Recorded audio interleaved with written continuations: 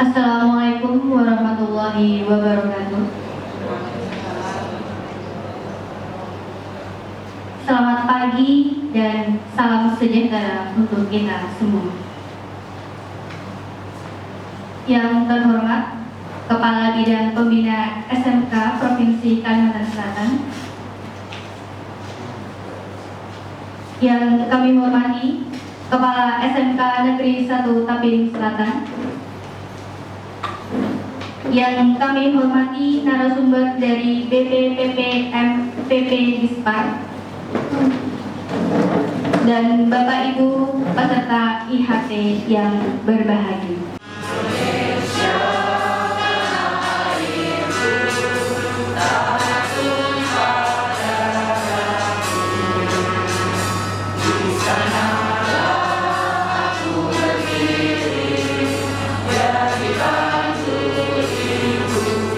Sambutan yang pertama, sambutan oleh Kepala SMK Negeri 1 Tapin Selatan kepada Ibu Ernawati SPI MM Ibasyir.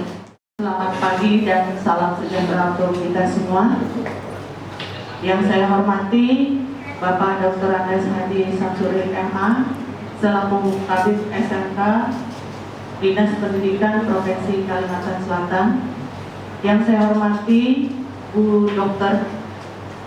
Anda MD Darti MPD Diploma TD MCDH Widya Suara dari Dispar Jakarta. Yang saya hormati juga Bapak Ibu Ketua Jurusan dan Bapak Ibu Wakil Kepala Sekolah serta Bapak Ibu Dewan Guru yang berbahagia. Baiklah, marilah kita bersama-sama memanjatkan puji syukur kehadirat Allah Subhanahu wa Ta'ala karena pada hari ini kita telah diberikan limpahan rezeki, hidayah, kesehatan sehingga bisa berkumpul di ruang pertemuan ini untuk melaksanakan kegiatan IHT. Dan tidak lupa pula kita menghaturkan sholawat dan salam kepada Nabi junjungan kita Muhammad SAW beserta keluarga, sahabat beliau sampai akhir zaman, dan semoga kita juga mendapat syafaat beliau. Pada hari ini saya banyak-banyak mengucapkan terima kasih kepada Bapak Dr. Hadi Samsuri dan Ibu Dr. Emi yang sudah meluangkan waktunya bisa berhadir di ruang pertemuan kami yang cukup sederhana ini, dan kami juga mengucapkan mohon maaf kalau misalnya ada kekurangan maupun dari sarana dan lain-lainnya. Dan yang mengikuti kegiatan pada hari ini Dewan Guru daripada yang PNS, kemudian ada yang honor provinsi, juga masih ada yang honor daerah. Dan kami mengapresiasi semua peserta yang sudah bisa berhadir di sini karena tujuan kita di sini adalah untuk meningkatkan pemahaman guru dalam menerapkan filosofi pembelajaran merdeka, profil belajar Pancasila dalam pembelajaran. Dan juga kita akan membangun ekosistem pendidikan SMK 1 Tapin Selatan lebih kuat, berfokus pada misi dan visi sekolah. Sambutan yang kedua sekaligus membuka kegiatan IHT hari ini kepada Bapak Dr. Andes Samsuri.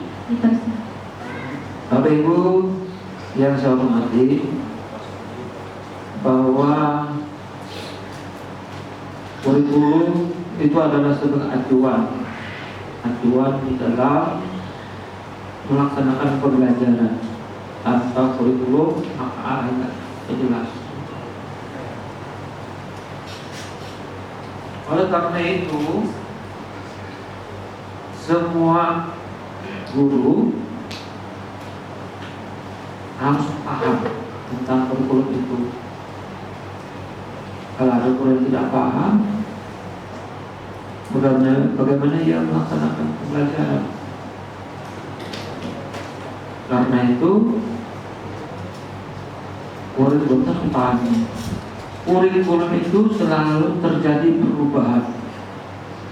Setiap pimpinan kita terjadi di pemerintahan akan terjadi perubahan. Apalagi namanya SMK, Satuan Pendidikan Vokasi itu sangat cepat sekali perkembangannya,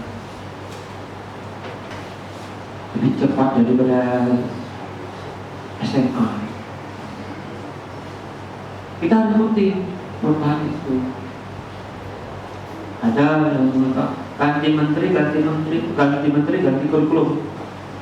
Wajar Bapak Ibu, ganti menteri, ganti kurikulum. Kalau nggak ada pergantian kurikulum, berarti menterinya juga malah dodok manis saja dong. Itu dodok manis. Tunjangannya dapat, gajinya dapat ya Bu ya. Karena itu ganti menteri, ganti kurikulum. Mulai kurikulum 13 perubahan menjadi kurikulum merdeka. Karena prinsip-prinsip kurikulum merdeka harus kita pahami sama-sama. Ya, guru yang baik itu dia selalu update terhadap ilmu pengetahuannya. Nah ini yang berikutnya, mampu berkolaborasi dengan orang lain. Orang sukses itu jarang secara mandiri, pasti dia berkolaborasi dengan orang lain, orang-orang sukses seperti itu. Ini kan yang kita tanamkan pada anak-anak kita. Jadi perubahan-perubahan itu harus dilakukan. Sallallahu alaihi wasallam ala asrafil anbiya wal mursalin sayyidina wa maulana Muhammadin wa ala alihi wa sahbihi wa barik wa sallam ajma'in bismillah wa tarfa'ana biha innaka 'ala darajat wa tuballighuna bi ashabiha min jami'il khairat fil hayati wa ba'da al-mamat innaka 'ala kulli syai'in. Ilmu ini adalah mempelajari tentang saraf. Bukan saya mau jadi dokter saraf, tapi mempelajari saraf dan bagaimana mengkondisikan saraf-saraf yang ada di dalam diri kita. Diri kita pusatnya di mana Ibu Bapak manusia? Pusat dari saraf biologi manusia ada di kepala kita. Nah ini adalah saraf-saraf yang ada di kepala kita yang dibedah di sana. Awalnya ilmu ini dipakai orang Amerika untuk army, tentara-tentara, supaya begitu masuk camp keluar dia menjadi macan-macan yang berani mati, kan itu kan. Nah sekarang saya ikut mempelajari bagaimana membuat diri kita mampu menghadapi segala keadaan susah. Kalau keadaan senang gampang ya, keadaan susah kehidupan kita makin lama makin susah. Dulu lahan luas, sekarang menyempit ya Bu ya. Dulu saya datang Kalimantan, waduh udara segar. Sekarang saya datang Kalimantan sudah berasap, berarti manusianya makin padat. Jadi kehidupan tidak makin menyenangkan, tapi makin berat.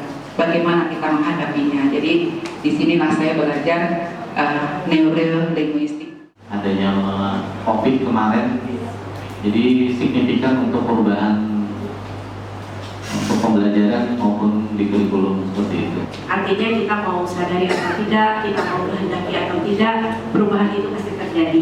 Tinggal bagaimana sikap kita menghadapi perubahan tersebut. Jadi hari itu belum disilakan dengan orang-orang Indonesia, yaitu R. Ramah. Jangan jadi pecundang. Ya, ini dari Pancasila. Terus kelebihannya jauh memandang ke kelemahannya jenuh dalam pekerjaan yang sama.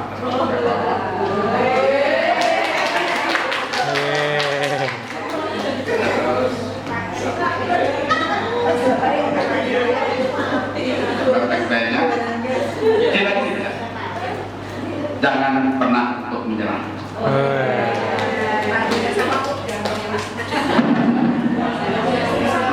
Nama saya Martia, jadi inisialnya M.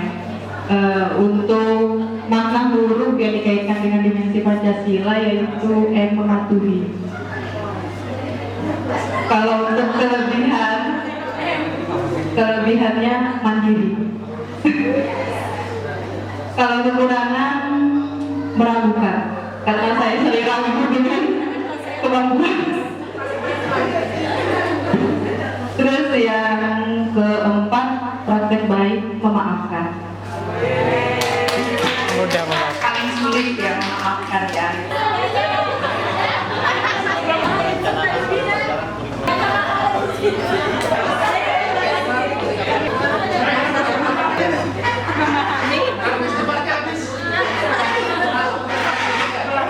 Ada titik normatif kelompok kedua yang berdasarkan hasil diskusi kami menulis di sini, yaitu kurikulum merdeka memberikan keleluasan kepada pendidik untuk menciptakan pembelajaran berkualitas.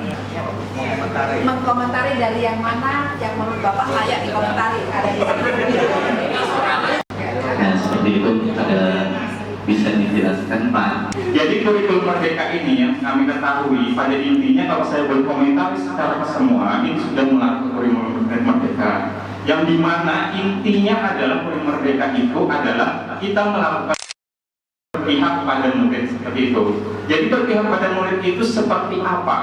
Jadi di situ kita harus mengetahui karakter, potensi, minat, dan bakat dari siswa tersebut. Itu. Jadi kemampuan guru, kompetensi guru pada kurikulum merdeka itu salah satunya yang harus dimiliki. Nah, kenapa?